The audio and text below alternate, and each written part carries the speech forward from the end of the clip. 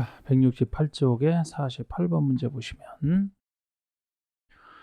조성토지의 가격 평가에 대한 내용으로 틀린 것은 조성토지를 묻고 있습니다. 하여튼 이 개발법에서는 조성토지를 묻는지 원형지를 묻는지 1번 조성토지의 가격 평가는 감정가로 한다. 이게 원칙이란 말이에요. 근데 이거보다 싸게 줄 수 있는지 예외가 쭉 존재하는데 그것이 공익사업용, 서민용.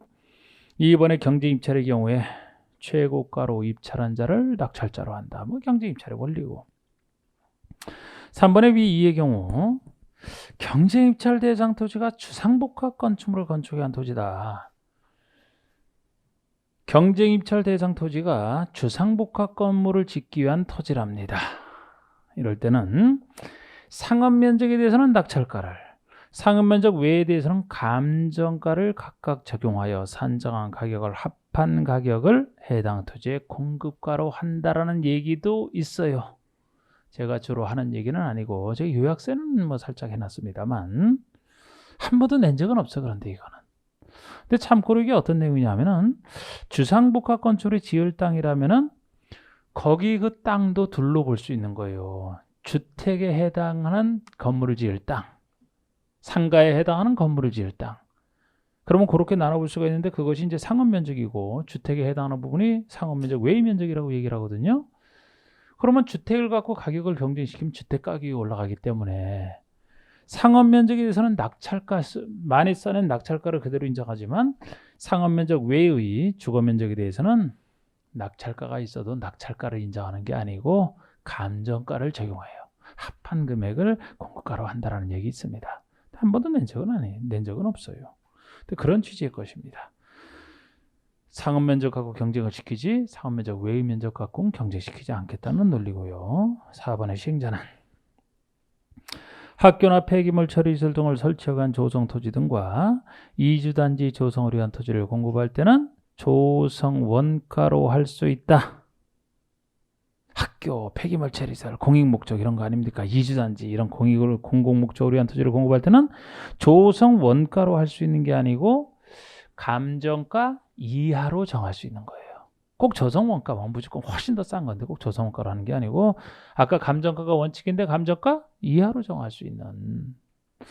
5번의 시행자가 200실 이상의 객실을 갖춘 호텔 부지로 주택 토지를 공급할 때는 해당 토지 가격을 감정평가자 평가한 가격 이하로, 역시 감정가 이하로 정할 수 있다. 그런데 이것도 틀렸어요, 여러분. 이렇게 얘기하면 4번이 확실히 틀렸지만 5번도 이러면 안 돼요. 그냥 시행자가 아니고 공공시행자가 전제돼야지만 5번은 맞잖아. 우리가 감정가 이하로 줄 수 있는 것 중에 다른 것들은 그런 느낌으로 아까 보시면 공익사업용, 임대용, 서민용 이렇게 목적으로 보시면 된다고 했지만 제가 두 가지 정도는 주의하시자고 했죠. 사회복지시설을 지을 땅이 공용이지만 무료로 운영하는 것만 전제로 한다 그랬잖아. 유료로 돈 받을 거 다 받는 것은 그런 혜택 줄 필요 없다 그랬죠? 그거 하나랑 호텔업 시설 부지 이 두 가지는 좀 주의하시라고 했잖아. 아니 호텔 지을 땅 서민용이 아니고 공익목도 아닌데 왜 이렇게 따로 혜택을 주느냐? 큰 호텔 유치하기 위해서. 그 대신 요거는 누가 공급할 때만? 공공시행자가 공급할 때만. 그것도 200실 이상 객실 갖춘 호텔 부지로 공급할 때만 아닙니까? 그냥 시행자라면 안 돼요. 공공시행자에 국한돼 있단 말이에요. 이게. 그게 빠지면 틀리는 거지 그러면. 요거는 예? 글쎄 그랬잖아요. 4번이 틀렸지만 5번도 이렇게 나오면 틀린 거라고. 이거는 문제 내신 분이 자꾸 이런 걸 조그만 분으로 착각을 하신 것 같아요. 착각을. 문제 만드신 분이. 아까 47번에서 4번, 5번도 그냥 수정하면 수정하세요. 이렇게. 49번. 개발법령상 조성토지의 공급에 대한 설명으로 옳은 거. 조성토지의 공급에 대한 설명으로 옳은 거. 지정권자가 아닌 시행자가 조성토지를 공급하려고 할 때는 조성토지 공급 계획을 작성하여 지정권자 승인, 지정권자에게 제출하라. 근데 이게 기출문제지만 글쎄 이거 아니고서도 정답은 나온단 말이에요. 2번 보세요. 조성토지를 공급하려고 할 때 주택법에 따른 공공택지 공급은 추천 방법으로 분양할 수 없다. 공공택지라면 서민용 추천 방법으로 분양할 수 있는 것에 속하죠. 3번의 조성토지의 가격 평가는 감정평가업자가 평가한 금액을 산술 평균한 금액으로 한다. 그냥 이게 정답이잖아.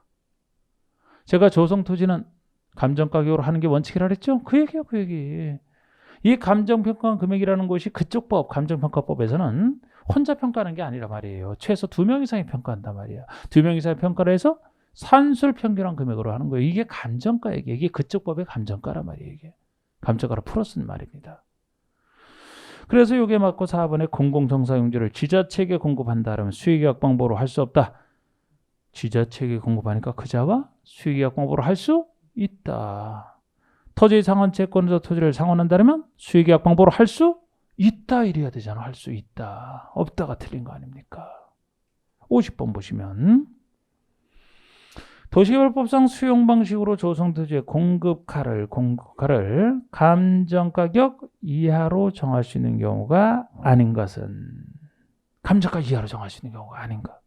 행정기관 및 사회복지법인이 설치하는 사회복지시설인데 유료시설은 제외. 그러니까 정확하죠. 유료시설이면 우리는 이런 혜택 안 준다 그랬잖아. 제외니까 정확합니다.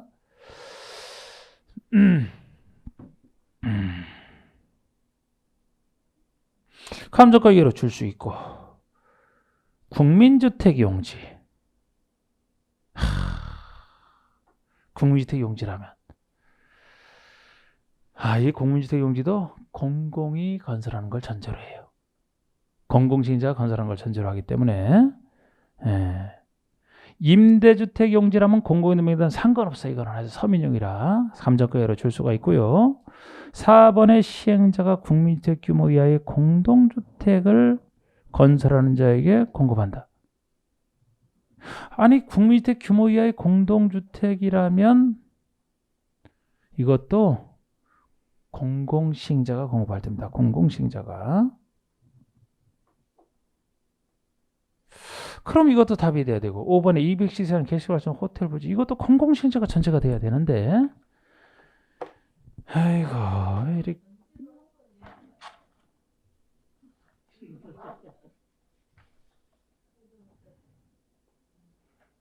아니 이거를 도대체 해설은 어떻게 하는 건가?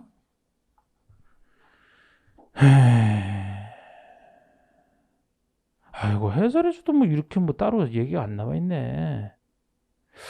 여러분 여기서 지금 감정가 이하로 정할 수 있는 경우가 아닌 거, 그럼 감정가 이하로 정할 수 있는 경우라면은 여기서 지금 1번이랑 3번은 확실하게 감정가 이하로 정할 수가 있어요. 근데 2번, 4번, 5번은 이렇게 나오면은 2번, 4번, 5번이 셋 다 감정가 이하로 정할 수 있는 경우가 아닙니다. 기본서를 찾아보시면 이게 해설도 이거 이렇게 써놓으면 안 돼. 해설도 이거 기본서를 완전히 생략해버리고 써놓은 거예요. 이렇게 놓으면 안 돼요. 그래서 2번, 4번, 5번은 다 공공시행자가 전제가 돼야 돼요. 공공시행자가. 근데 4번, 5번은 3번, 2번 그렇지만 4번, 5번은 그런 전제가 없으면 4번, 5번도 틀린 겁니다. 예를 들어서 뭐 5번에 200시 이상 객실을 주는 호텔 부지를 그냥 공급할 때가 이게 감정가로 줄 수 있는 거 아니란 말이야. 공공시행자가 할 때만 전제가 돼 있습니다. 그래서 답은 2번, 4번, 5번까지 다 세 가지가 돼야 돼. 이분이 직접 쓰신 기본서를 찾아봐요. 기본서에도 제 얘기대로 나와 있어. 지금 요약처럼 나와 있는 게 아니고. 근데 왜 기본서는 그렇게 써놓고 이거를 이렇게 간단하게 했나요? 기출문제 아니잖아. 이분이 그냥 만들어낸 거잖아. 틀리게 만들어냈어 그러면. 에이고. 만약에 그런데 실제 50번처럼 문제가 나왔다. 그러면은 답이 세 가지가 되니까 이런 부분은 맞춰야 돼. 셋 중에 하나만 선택해도 되잖아. 51번 소형사용방식의 사업시행에 대한 설명으로 옳은 거 기출문제잖아요. 작년 문제네. 1번 지방공사가 시행자인 경우 토지주자 전원의 동의 없이는 도지법에 필요한 토지 등을 수용하거나 사용할 수 없다. 여러분 지방공사가 시행자인데 지금 이 얘기대로라면 소유자 전원의 동의가 있어야지만 수용사용이 가능하다는 얘기죠. 완전히 틀린 얘기지. 지방공사는 얼마 동의를 갖춰야 됩니까? 수용 사용할 때 동의 자체가 필요 없잖아요. 민간 시행자가 할 때만 일정한 동의를 갖춰야 되잖아요. 완전히 틀렸죠 이거는. 2번 지자체가 시행자라면 지급보증 없이 토지상환 채권 발행할 수 있다. 역시 요새 추세가 이렇게 종합 문제잖아. 여기저기 묻는 거. 토지상환 채권이라면 지자체가 시행자라면 공공이니까 지급보증 받을 필요 없다. 맞잖아요. 그럼 이게. 자, 여러분 예습을 해오셨을 거고 이 풀 때 좀 적극적으로 좀 풀어요. 제발 제가 푸는 거 구경만 하지 말고 여러분들이 풀어야 된다니까. 여러분들이. 그럼 여기서 지금 이번에 지자체가 시행자이고 지급보증 없이 하면은 맞다 그래야 된다고. 바로 이걸 보면서. 에? 제가 푸는 거 구경하러 오면 안 돼요. 여러분들이 주체가 돼야 되지. 3번의 지정권자가 아닌 시행자는 보통 시행자죠. 조성토지를 공급받거나 이용하려는 자로부터 지정권자의 승인 없이 해당 대금의 전부나 일부를 미리 받을 수 있다. 전부나 일부를 미리 받는 게 선수금이죠. 그럼 선수금 받을 때는 지정권자 승인 없이 지정권자 승인을 받아야 선수금 받을 수 있는 거죠. 틀렸습니다. 4번의 원형지 면적은 도시개발구역 전체 토지 면적의 3분의 1을 초과하여 공급될 수 있다. 3분의 1 이하에서만 공급될 수 있다. 5번 공공용지가 아닌 조성토지의 공급은 공공용지가 아닌 조성토지니까 보통 조성토지죠? 그럼 수의계약 방법에 의하여야 된다? 평쟁입찰에 의해야 된다. 그래야지 원칙적 표현이라면. 여기서 공공용지라면은 우리 일반에게 분양할 수 없는 게 공공용지죠? 수의계약을 할 수 있는 것에 속하는 겁니다. 그거는 할 수 있는 예외 중에 하나고. 아니 지금까지는 거의 틀린 게 없다가 지금 이 파트에서 막 그냥 요거 만드실 때 강계약을 드셨나? 왜 다른 데서 그러다가 이 48번 50번에서 그냥 확 그냥 그러시네. 네. 자, 환지계획 내용 들어갑니다. 여기 보세요. 이제 환지 방지한 사업시행입니다. 그럼 환지계획 내용부터. 요거는 당연히 시행자가 작성하죠. 즉 작성을 하는데 이 내용 중에는 뭐 별 얘기 없어요. 그죠? 이런 얘기가 들어갈 거 아닙니까?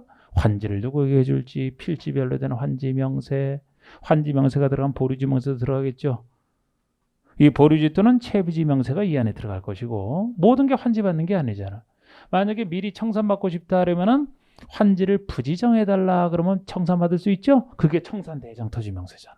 청산대장토지. 그리고 환지부도 부족할 때는 건물 일부와 대지 지분 받을 수도 있잖아. 입치환지에 대한 내용이 들어갈 겁니다. 근데 뭐는 아니라고 했어요? 청산금 명세는 대표적으로 아니다. 청산금은 나중에 공사 끝나고 환지 처분 시에 청산금을 결정한다 그랬잖아.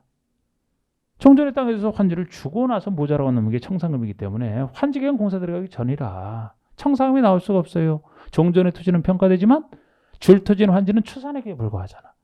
줄토지는 만들어져야 가격이 평가되지. 그때 청산하는 거 아닙니까? 그 내용 아니다. 이런 거 했던 거. 그리고 환지계획 작성 기준이 있잖아. 기준이.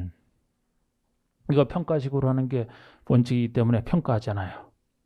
종전의 토지와 환지, 위치, 지목, 면적, 토지, 수리, 이용사, 환경 7가지 다 종합적으로 고려해야 제대로 평가한다. 이 얘기도 있고 원래 토지가 가만히 있으면 시행자가 환지를 정해주기 때문에 환지 받을 사람이 환지를 안 받는 특수한 행위를 할 때는 환지 받을 사람의 신청이 있어야 된다. 예를 들어 환지를 내 땅에 정하지 말아주세요. 환지를 부지정을 한다. 그러면 부지정에 대해서 소유자 신청이 있어야 됩니다.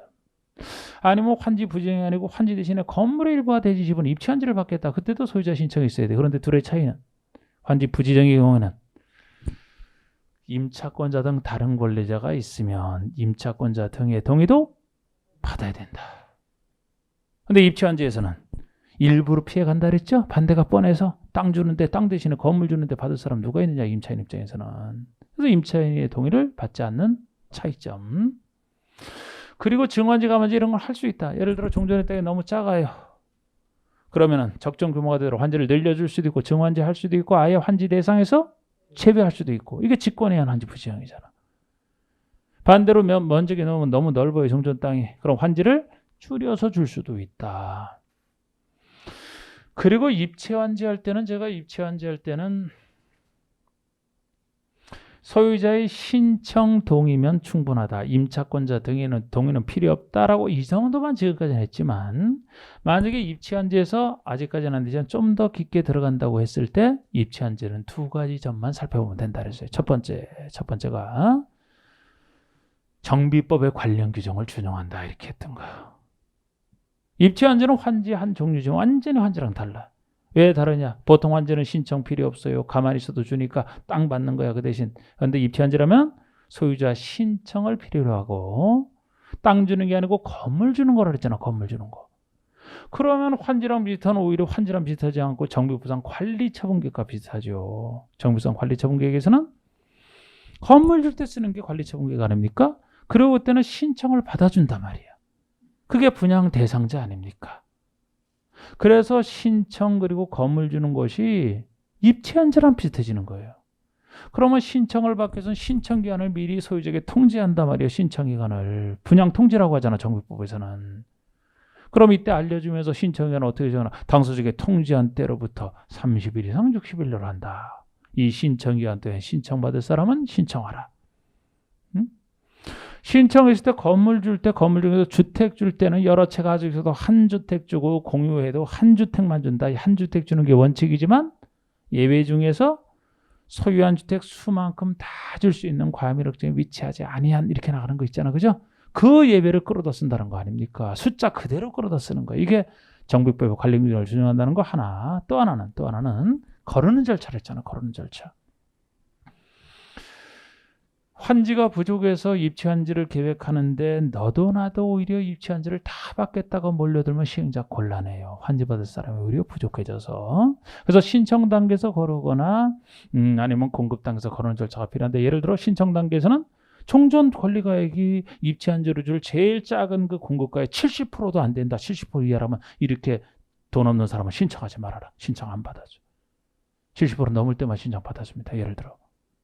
신청 공급할 때도 일정한 종전 땅이 뭐 일정 규모 이상 가격이 얼마 이상 이럴 때만 주겠다는 거지 가난한 사람이 안 주겠다는 거. 이렇게 신청과 공급 단계에서 시행자가 거르는 절차가 가능한데 이 거르는 절차는 적어도 주택 없는 사람을 전제로 해서 거른다. 아무리 작은 주택일지라도 아무리 별 볼 일 없는 주택일지라도 주택이 있다면 거기서 사는 사람이고 그 사람이 사는 사람이기 때문에 그 사람이 신청하면은 무조건 신청 받아줘야 되고 무조건 작은 주택이라도 줘야 됩니다. 그래야 그 사람이 떠나지 않기 때문에. 그래서 거르는 절차는 주택 없는 사람을 전제로 해서 거르지 주택 있는 사람이 왜 못 거른다. 이게 입치한지에서 좀 더 깊게 들어갔을 때 얘기잖아. 그리고 이 보류주 개념이라면 경비에 충당하든 일정한 목적을 정하여든 불문하고 환지로 정하지 않는 걸 다 보류지라고 해서 이 보류지는 환지에서 정한자가 갖게 돼 있어요. 정한자가 갖게 돼 있습니다. 그런데 보류 중에서 특히 경비에 충당하는 것을 채비지. 그리고 이제 이게 환지계획의 기준이지만 우리 환지계획 기준 중에서 규칙에 나오는 걸 계산 문제로 몇 번 낸 게 있어요. 그래서 그거는 계산 문제로 나왔기 때문에 규칙의 내용이지만 어쩔 수 없이 해야 되는 게 있습니다. 계산 문제지만 쉽다 그랬어요. 이거는 나온 대로 판단하면 되기 때문에. 네? 자, 우리 환지 설계를 환지계획상 시행자가 설계를 할 때 어떤 땅을 환지로 줄지 설계를 할 때 원칙이 평가식으로 한단 말이에요. 평가식. 원칙이 평가식이에요. 예외적으로 면적식을 하는 것이지.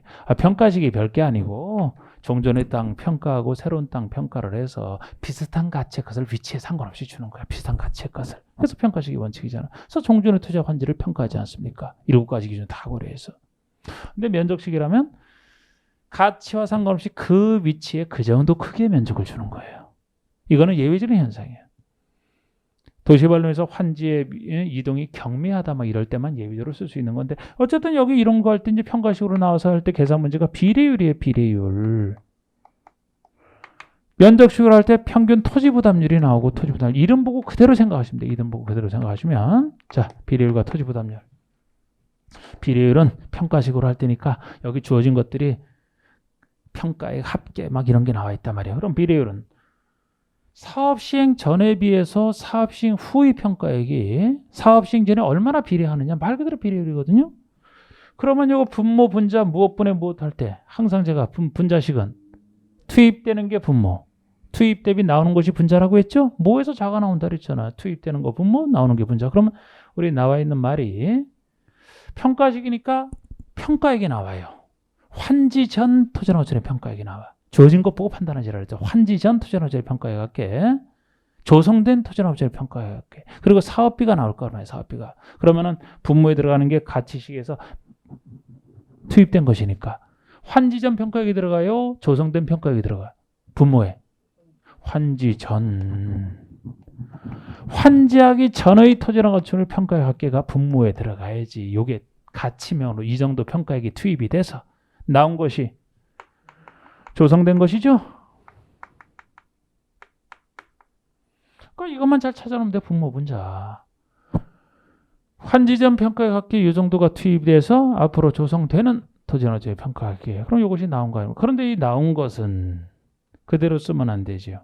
요건 하늘에서 뚝 떨어진 게 아니고 사업비를 투자해서 공사를 해서 나온 거 아닙니까? 그러면 조성된 평가에서 뭐를 빼줘야지 순수 가치가 돼요? 사업비를 빼줘야지. 사업비를 빼줘. 사업비를 투자해서 이 정도가 나왔으니까. 조성되어서 사업비를 빼주면 이게 순수 나온 가치예요. 순수 나온 가치가 조성 옛날 것에 얼마나 비례하냐. 그래서 비례율이 높으면 높을수록 사업이 잘 됐다 이렇게 보시는 거예요. 만약에 토지 부담률을 묻는다면 토지를 부담한 비율이잖아. 부담한 비율. 면적에서 부담한 비율. 그러면 이거는 정확한 개념은 토지 소유자가 사업에 참여하는 토지 소유자가 환재선 소유, 토지 소유자가 사업을 해서 부담한 비율이 말 그대로 부담률이에요. 소유자가 부담한 비율. 그러면 제가 환재선 항상 땅은 환재하는 보류지 두 땅이라고 했잖아. 그러면 개인적인 입장에서 딱 한 사람만 놓고 보면 이 편에서 한 사람만 놓고 보면 내가 내 땅을 가지고 들어갔어. 이 정도 크게 면적 갖고 종전의 투지 면적이 이 정도 크게 이거 갖고 투입을 해서 투입 대비 환지는 본인이 받는 부분, 보류지는 받지 못하는 부분이에요. 그럼 둘 중에 어느 땅이 사업을 해서 부담했다는 땅이 돼요? 보류지가 부담한 땅이잖아. 환지는 본인이 받아 가지는 거니까 부담한 게 아니지. 사업을 해서 부담했다. 못 받는 부분이 부담한 부분이에요. 그래서 부담률은 많을수록 사업에서 많이 부담했다는 얘기예요. 그러면은 평균 토지 부담률이면 부담한 비율이니까 전체 면적 대비 보류지 면적. 그래서 나와 있는 것 중에 판단하면 환지계획 구역이라는 말이 나올 거예요. 환지계획을 수립할 구역. 환지계획을 수립할 전체 구역 면적. 이게 전체 땅 아닙니까? 전체 면적. 전체 면적 대비해서 무엇이? 보류지 면적. 보류지 면적이 차지하는 부분이 전체 땅 대비 보류지 부담률이 되는 거지. 간단하게 분석하면. 근데 이건 글쎄 소유자가 사업에 참여해서 부담 비율을 얘기하기 때문에 중간에서 공사한 사람, 일을 한 사람, 시행자 소유분은 양쪽에서 빼줘야 돼요. 시행자 소유분을. 시행자 소유분은 양쪽에서 빼줘야 순수 사업에 참여한 토지 등 소유자가 부담한 비율이 되는 거 아닙니까? 시행자 소유분은 양쪽에서 똑같이 빼줘야. 그죠? 이게 부담률이에요. 이게. 자, 지금 일단 여기까지만 설명해서 여기까지만. 그 다음에 이제 이거 나오는 대로 하고요. 자, 한번 봅시다. 52번. 개발법상 환지 방식의 사업 절차에 대한 설명으로 옳은 거. 행정청이 아닌 시행자가 환지계획을 작성한 경우는 지정권자인가? 빨리 판단해요. 여러분. 맞아요? 어디 가요? 지정권자. 지정권자가 아니면 뭐라고 해야 돼요? 시장, 군수, 구청장. 이것만 제가 지정권자가 아니라고 했잖아. 환지계 인가권자만. 환지계 인가권자만 자치도지사, 시장, 군수, 구청장. 요거 빼고 나머지는 다 지정권자. 나머지는 다 지정권자. 그러니까 요걸 묻는 거지. 전제는 행정청이 아닌 시행자가 했을 때예요. 행정청이 시행자라면 행정청이 맨 아래 행정청이 시장을 수시 인가를 받는다고 창피하잖아. 예. 그래서 환지 행정청이 아닌 시행자가 작성했을 때 시장, 군수, 구청장인가 이것만 지정권자가 아닙니다. 그래서 유명한 얘기고 2번 종전 토지의 합필, 분필로 환지 명세가 변경되는 경우는 변경을 받아야 된다. 아유 환지계획에서 내가 지금 간단한 것만 설명했는데 자꾸 처음부터 왜 자꾸 어려운 게 나와 지금 이렇게. 변경인가가 나오면 항상 경미하냐 아니냐를 따져야 되는 거죠. 원래 환직의 인가를 받은 환직액을 변경한다면 같은 절차, 변경 인가가 원칙이죠? 변경 인가 원칙인데 경미한 변경이면 그 인가 필요 없다 그러잖아. 그 인가 필요 없다. 경미한 변경일 때는. 인가가는 신고라고요? 그건 인가 아니니까 신고일 뿐이지. 그냥 인가 대상 아니다 이렇게만 보셔도 돼요. 어느 법이나 원래는 똑같으니까. 그럼 이거는 이제 경미한 변경이지 아닌지는 그때그때 봐야 되는데 보세요. 종전 토지의 하필 분필로 환지 명세가 변경.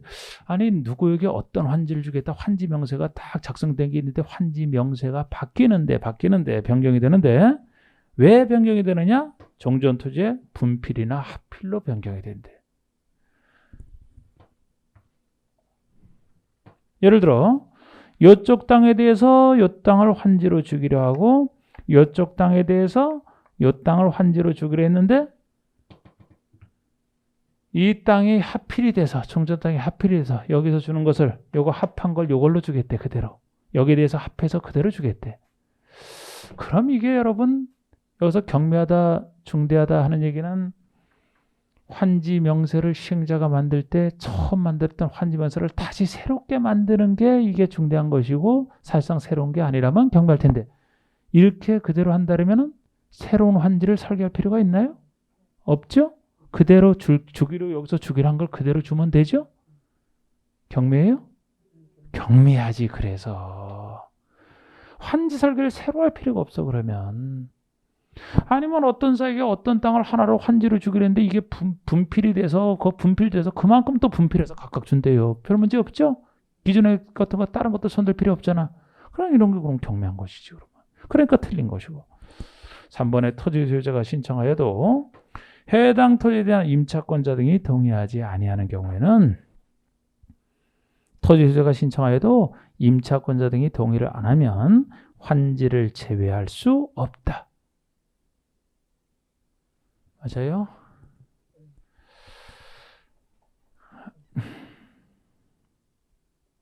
이제 뭐 시간이 어떻게 2시간 넘든 말든 신경 안 쓸 거예요. 이제 판단할 때까지 기다릴 거예요. 하도 얘기도 귀찮아 죽겠어 아주. 에? 어떻게 해요? 제외할 수 없다 맞아요? 맞다 아니다 판단을 하시라니까. 혹시 저는 예습을 안 해서 판단 못 하겠어요. 그러면 예습하고서 들어야지 수업을. 예습 안 하고서는 문제는 의미가 없어요. 이론은 예습하는 게 의미가 없다 그랬잖아. 우리가 복습이 중요하다 그랬잖아. 문제는 예습이 중요해. 예습이. 아니 환지 제외를 신청해도 임차권자가 동의를 해야지 환지를 부지정할 수 있지. 임차권자들이 동의를 안 한다면 당연히 제외할 수 없다. 맞는 얘기예요. 그럼 이게 맞는 얘기입니다. 4번의 시행자는 도시발사업에 필요한 경비에 충당하기 위해서 일정한 토지를 환지로 정하지 않고 보류지로 정할 수 있다. 경비에 충당하기 위해서 일정한 토지를 환지로 정하지 않고 보류지로 정할 수 있다. 채비지요? 경비에 충당하는 것이 채비지로 정할 수 있다? 이것도 마음에 안 들어. 이것도 마음에 안 들어. 아니 보세요. 우리 환지 아닌 걸 제가 다 채비 보류지라고 했죠? 그러면 경비에 충당하는 것뿐만 아니고 또는이잖아. 경비에 충당하거나 또는 규약 등이잖아. 일정한 목적을 위해서. 경비에 충당하는 목적을 위해서는 둘 중에 하나. 다 둘 다 될 수도 있고. 환지를 정하지 않는 게 다 보류지라고 했잖아요. 그 중에서 물론 경비에 따로 충당하는 게 채비지죠. 근데 여긴 경비에 충당하는 것만 따로 나왔으니까 채비지로 할 수 있다는 얘기. 그렇다고 왜 보류지 중에는 이게 안 들어가? 보류지가 될 수도 있지. 물론 보류지 중에서 채비지로 정할 수 있다가 더 확실한 표현이 되는 건 맞아요. 그렇다고 이게 보류지와 채비지는 보류지 속하지 않습니까? 원래 법 이론대로라면 경비에 충당하거나 일정한 목적을 위해서 남겨놓는 땅이 다 보류지인데 그 중에 하나를 표현하고 있는데 이게 좀 애매하단 말이에요. 이런 게 물론 3번이 확실히 옳은 건데 왜 이렇게 이의를 제기할 만한 이런 여지를 주는지. 차라리 이거를 정확하게 하려면 경비에 충당해서 보류지 중에 경비에 충당해서 채비지로 정할 수 있다. 이게 정확한 표현 아닙니까?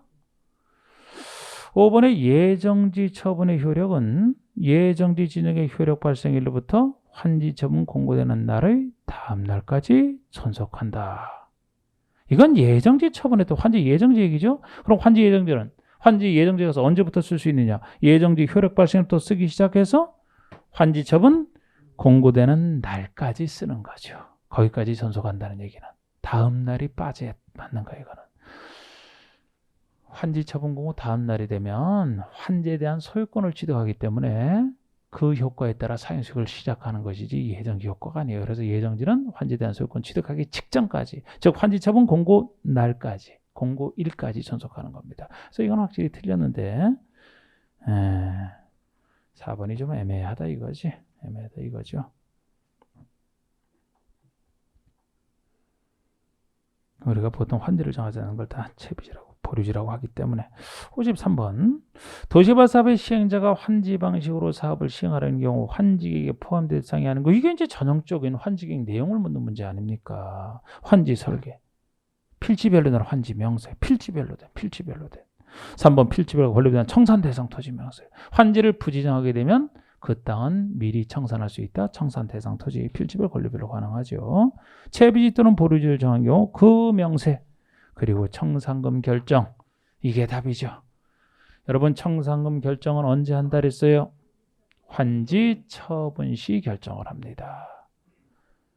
환지 처분 시 결정하기 때문에 환지객 내용이 될 수가 없어요.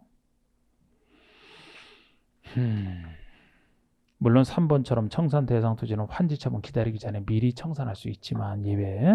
54번 개발법상 환지계획 작성 및 인가 등에 대한 설명으로 옳은 거, 환지계획 작성 인가 옳은 거. 시행자는 도시발사업의 전부나 일부를 환지 방식으로 하려면 환지계획을 작성할 수 있다. 환지계획 작성해야 돼요. 작성할 수 있다 그래서 안 하면 도대체 환지 어떻게 할 겁니까? 환지계획 작성해야 돼요. 제가 여기 나온 기본적인 절차 해야 된다는 거죠. 뭐만 할 수 있다요? 예정지만 지정할 수 있다잖아요. 전부든 일부든 환지 방식으로 한다면 환지계획이 당연히 필요하죠. 해야 됩니다. 시행자가. 2번 환지계획은 환지 예정지 지정에 대한 사항이 포함될 수 없다. 환지계획 내용 중에 예정지 지정에 대한 사항이 포함될 수 없다. 당연히 포함될 수 없어요. 예정지 지정은 환지계획 내용이 아니라는 거예요. 그러니까 예정지는 이제 환지계획 별도로 환지계획 내용이 들어가는 게 아니고, 예정지는 시행자가 지정할 필요가 있으면 필요 있으면 그때 이제 환지계획이 정하는 바에 따라 예정지를 그대로 하는 것이고, 별도 예정지 지정이나 예정지 명세에 대한 것은 환지계획 내용 아닙니다. 환지받을 땅을 그대로 예정지로 지정해 주는 거예요. 그래서 이것만 맞고요. 3번에 환지계획은 종전의 투지와 환지의 면적, 이용상, 환경 등을 종합적으로 고려해야 된다. 틀렸나요, 이거 여러분? 맞은 것 같은데 이것도? 아유, 오늘 왜 이러지 이거? 왜 이렇게 자꾸 이상한 것들이 나오지? 이게 면적, 이용상, 환경이면은 정비법에서 관리청구계 수립할 때 기준으로 대표적으로 드는 게 면적, 이용상, 환경이에요. 물론 여기 환지계획에서는 면적, 이용상, 환경 외에도 위치, 지목, 토질 수립까지 해서 7가지를 다 고려하라고 돼 있지만 등이잖아. 등이 있잖아. 등이. 그리고 나온 것만 판단하면 되잖아. 그럼 7가지 중에서 7가지를 다 표현해야 되느냐? 그게 아니고 나머지 3가지 표현돼 있고 등 속에 나머지가 들어가 있다고 해석을 해도 되는 거예요. 이거는. 그렇지 않습니까? 상식적으로. 그러니까 이거를 3가지를 하고 등이라고 해서 물론 이 3가지 예시되어 있는 것 중에 7가지가 아닌 게 들어가 있다면 그건 틀리겠지. 근데 7가지 중에 3가지 해놓고 나머지는 등으로 표시하면 당연히 되죠. 이게 실전에서 이렇게 나왔다면 이건 당연히 이의제기감이에요. 이거는. 또 실제 그래서 다 쓰지도 않아요. 등해서 이렇게 실전에서 낸 적도 있고. 그럼 이걸 틀렸다고 볼 수는 없는 거예요. 이거를.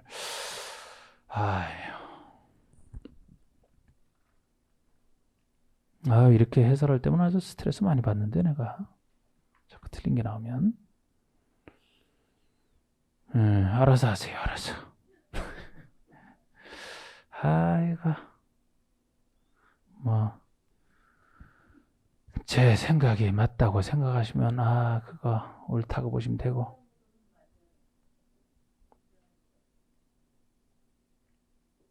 (4번의) 시행자는 환지 방식이 적용되는 도시발구역에 있는 조성토지의 가격을 평가할 때는 토지평가협의회 심의를 거쳐 결정하고, 이 경우 공인평가기관의 평가를 필요로 하지 않는다. 이게 지금 환지에서 가격 평가할 때 얘기잖아. 그럼 제가 환지에서는 가격을 누가 평가한다 그랬어요? 시행자 혼자. 시행자는 맞고요. 토지평가의 심의를 거쳐 결정한다. 맞아요. 근데 이 경우 공인평가원의 평가를 필요하지 않는다. 이 뒷부분이 틀린 겁니다. 여기서 얘기하는 공인평가원의 감정평가업자거든요. 감정평가업자 하나밖에 없어요, 이게. 그러면 제가 감정평가를 안 하는 게 아니고 감정평가를 한 상태에서 이걸 바탕으로 토지평가협의 심의를 거쳐 시행자가 결정한다 그랬죠? 그러니까 시행자가 결정해도 감정평가 안 하는 게 아니라고 뒷부분이 틀린 겁니다. 이거는 5번에 한국토지주택공사인 시행자가 환지계획을 작성한 경우에는 시장수 구청장의 인가를 받는다. 토지주택공사인 시행자라면 행정청인가요? 아닌가요? 행정청은 아니죠. 공사일 뿐이죠. 행정청이 시행자가 있을 때만 바로 제일 밑에 행정청인 시장수 인가를 받지 않는다는 것이기 때문에 토지주택공사는 행정청 아니잖아요. 그러니까 행정청인 시장문수구청장의 인가를 받아야 되는 겁니다. 그래서 맞는 것은 2번이 맞고 해석하면 3번도 문제가 있다 이런 얘기고 55번 환지 방식에 대한 내용이다. 괄호 속에 들어갈 내용을 바르게 연결한 것은 기억번에 환지 전 토지에 대한 권리를 도시발사업으로 조성되는 토지에 이전하는 방식. 여러분 환지 전 토지에 대한 권리를 도시발사업으로 조성되는 토지에 이전한대. 그럼 토지에 이전하면은 환지 전 토지에 대한 권리에 대해서 토지를 주겠다는 얘기죠. 뭐예요 이게? 평면 환지잖아. 땅에 대해서 땅 주는 평면 환지 개념이잖아요. 기출 문제.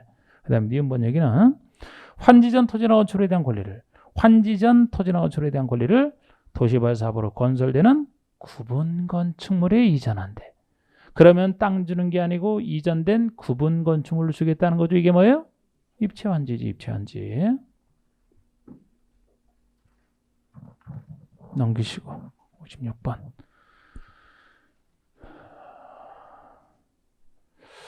아까부터 조금씩 약간 이상한 문제가 나왔는데 이상한 문제가 나왔어도 제가 해석할 때 이상하다는 얘기지. 여러분들이 공부해서 판단하시면 되고 들으시는 분이 또 이거 갖고 또 책이 잘못됐다고 뭐 이렇게 항의하고 그러지 마세요. 홈페이지에. 해설한 사람 이상하게 되니까 제가 여러분들이 판단해서 제 말이 맞는지 틀린지 그냥 기본적으로 판단하시면 되는 거예요. 56번. 자, 여러분들은 저한테 들으니까 56번. 환지 방식 한 사업시행에 대한 설명으로 틀린 거. 1번 시행자는 환지 방식이 적용되는 도시벌구역에 있는 조성통의 가격을 평가할 때는 토지평가협의 심의를 거쳐 결정하되 시행자가 결정하되 그에 앞서 심의 전에 감정평가업자가 평가하게 하라. 이게 맞는 얘기 아닙니까? 아까에 나온 얘기이고 2번에 행정청이 아닌 시행자가 환지계획을 작성한 경우에는 시장무수구청장인가 행정청이 아닌 시행자 환지계획인가 시장무수구청장 지정권자가 아니고 3번 행정청의 시행자가 환지계획을 정하려고 하는 경우에 해당 토지의 임차권자는 공란기관에 시행자에게 의견서를 제출을 했어. 보통 환지계획도 계획 중에 하나고 이 계획서일 때는 항상 의견을 반영해서 공란기관한테는 의견을 듣는 절차가 있어요. 의견을 듣는 절차가 있지만 우리가 이런 것까지 평상시에 하는 건 아니지. 그런 거 가지고 어떻게 다 합니까? 일단 좀 정확하지 않은 게 나왔으면 넘어가 보시고 기출문제잖아요. 쉬운 것부터 풀어보고 안 될 때 돌아오는 거예요. 보통은 쉬운 데서 정답 나와야 했던 것 중에서. 그런데 지금 3번을 일단 모른다 치고 4번에 환지기에서 정해진 환지는 환지처분 공고된 날에 다음 날부터 종전의 투지로 본다. 이건 매우 유명한 얘기잖아. 환지를 언제부터 종전의 투지로 보느냐, 둘을 언제부터 동일시하느냐. 환지처분 공고 다음 날. 그러면 환지처분 공고 다음 날은 둘을 동일시하니까 종전 투지에 존재하는 권리가 환지로 그대로 넘어간다는 얘기죠? 유명한 얘기예요, 이게. 맞아요. 5번. 환지 설계 시 적용되는 토지나 건축의 평가योग. 우리 시행자가 환지 설계할 때 평가식으로 하기 때문에 그 토지나 건축을 평가를 하는데 평가액이 최초 환지기 인가 신청 시를 기준으로 하여 정하되 변경을 받아 변경할 수 있다. 이게 규칙에 나오는 얘기란 말이에요. 그러면은 이 당시 이게 29회 때 문제인데 평상시에는 1, 2, 4번 갖고 정답을 냈는데 1, 2, 4번 평상시 하는 걸로 안 내고 3번, 5번 낯선 거 중에서 찾아야 됩니다. 그러면 어쩔 수 없어요. 이거는 당시에는 29회 때 문제치고는 조금 어렵게 낸 거란 말이에요. 어렵게 내는 것도 있잖아. 그럼 3번, 5번 중에서 판단하셔야 되는데 다시 봅시다. 우리 3번이면 행정청의 시행자가 환지객을 정하려고 할 때 해당 투지의 소유자 간의 임차권자가 공란기간 동안에 보통 의견 제시하는데 공란기간 동안에 시행자에게 의견서를 제출할 수 있다가 맞을지 틀릴지, 이게 맞는다라면 정답은 5번이 되는 것이고, 이게 틀린다면 3번으로 찍어야 될 겁니다. 그렇다고 해서 평상시 하는 건 아니기 때문에 여러분, 의견서를 제출하는 게 그 사업에 이해관계가 있는 사람의 의견서를 제출하는 거죠. 그곳에 소유자라면 당연히 이해관계 있어요. 자, 우리 임차권자도 이해관계가 있어 보이나요? 없어 보이나요? 없어 보여요, 임차권자는? 그럼 입 닫고 있어야 되나? 이해관계가 아니니까? 아니, 보세요.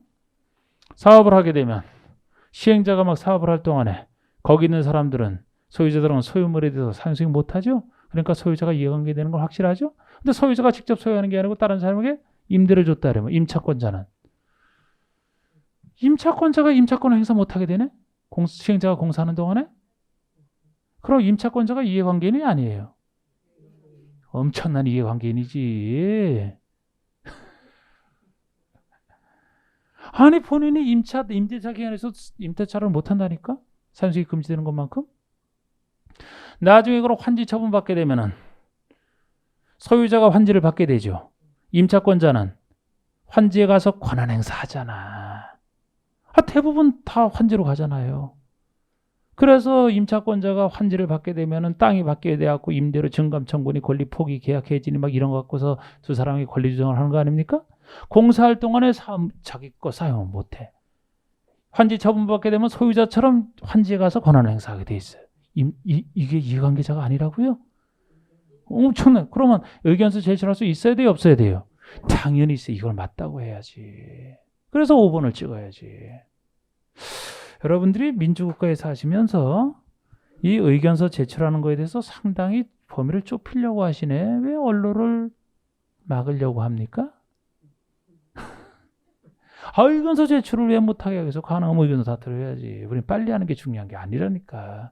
억울한 사람 없게 만드는 게 항상 민주국가에서는 기본이라니까. 빠른 게 중요한 게 아니고.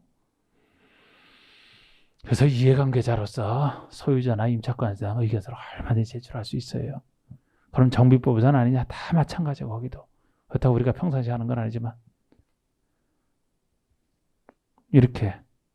5번이 틀렸는데, 그래서 5번이 처음 나왔던 지문이고 3번, 5번이 다 처음 나왔던 지문이죠. 29회 때. 그렇다고 해서 5번을 하는 건 아니란 말이에요. 왜? 규칙에 나오는 얘기예요. 규칙. 우리가 개벌법 6문제인데 법 중에서도 일부만 하고 영 중에서도 일부만 하는데 6문제에 맞춰서 규칙까지 하려고요? 이건 규칙에 나오는 얘기란 말이에요. 처음. 그래서 어쨌든 이게 틀린 거 찍으면 되는데, 이 평가액은 환지객 인가 신청 시간이에요. 신청을 빼야 돼, 굳이 한다 그러면. 이게 처음 나왔으니까 혹시나 해서 다음에 또 나올 때 대비해서 혹시 이 지문을 본다라면 신청서를 빼야 돼. 그러니까 평가액이 환지객 인가시를 기준으로 하는 거야. 본인이 시행자가 신청한 때가 아니고 실제 지정권자의 시장국의 인가를 받았을 때 그 인가시를 기준으로 한단 말이야. 그리고 원칙적으로 변경 못해요. 변경 못하고 어쩔 수 없는 경우에만 예외적으로 변경이 가능합니다.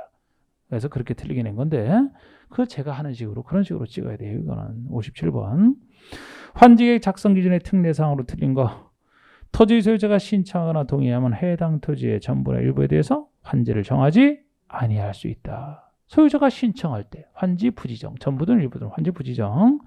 2번의 위 1에 해당 토지에 대해서 임차권자 등이 있으면 그 동의를 필요로 한다. 임차권자 등의 동의도 얻어야 부지정할 수 있다 그랬죠? 맞아.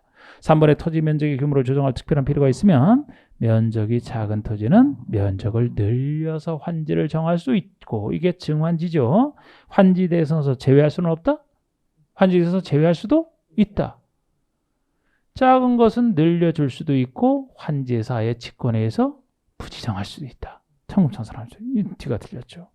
4번 공공시설 용지에 대해서는 환지객을 정할 때 그 위치 면적 등에 대해서 적응 환지 기준을 적용하지 않을 수 있다. 적응 환지 기준이니까 아까 그 7가지를 다 고려한다 그런 얘기인데요. 적응 환지라는 말은 법적 용어 자체는 아니야. 그런데 이렇게 쓰는 건데, 공공시설 용지에 대해서는 환지객 작성 기준을 적용 안 해줄 수 있는 혜택을 준다는 거예요. 우리 국교법에서 이런 규정은 있잖아요. 우리 공공시설 용지가 있으면 공공시설을 먼저 설치를 해야 되기 때문에 환지에서 쓰는 그 귀찮은 기준 적용 안 해줄 수 있다는 거예요. 그래야 마음껏 공공시설 설치가 잘 되기 때문에 적용 안 할 수 있다. 5번에 보류 중 일부를 최비지로 정하여 도시발사업에 필요한 경비에 충당. 이런 식의 표현이 딱 맞는 표현이잖아. 보류지 중에 경비에 충당하기 위해서 따로 채비지를 정하는 그 개념이잖아요. 이게 정확합니다. 58번 보시면 입체한제에 대한 설명을 옳은 거.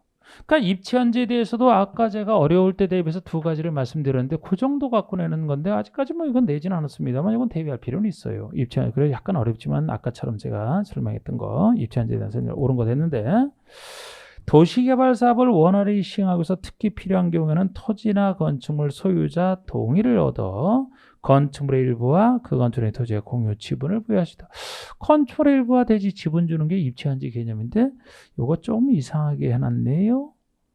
토지나 건축물 소유자 동의가 아니고 신청.